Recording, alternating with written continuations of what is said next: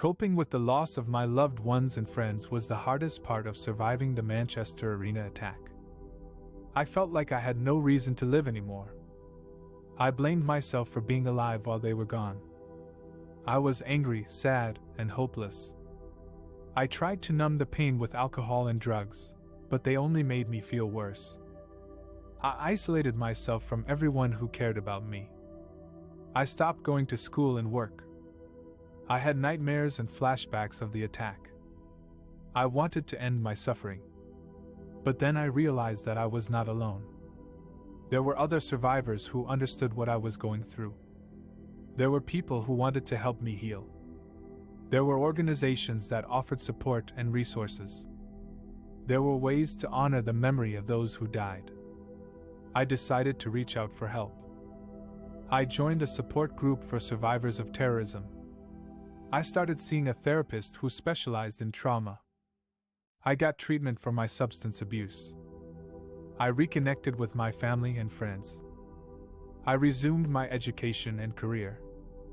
I also found ways to cope with my grief in healthy ways. I wrote letters to my loved ones and friends who died, telling them how much I missed them and loved them. I made a scrapbook of photos and memories of them. I planted a tree in their honor. I donated to charities that supported their causes. I learned that grief is not something that goes away overnight. It is a process that takes time and patience. It is normal to have ups and downs, good days and bad days. It is okay to cry and feel sad, but also to laugh and feel happy. I also learned that surviving the attack was not a curse, but a gift. It gave me a new perspective on life and what matters most. It made me appreciate every moment and every person in my life. It inspired me to live fully and bravely. I still miss my loved ones and friends every day, but I know they are always with me in spirit. They are proud of me for how far I have come. They want me to be happy and healthy. They want me to live a life that honors them. That is how I coped with the loss of my loved ones and friends after surviving the Manchester Arena attack.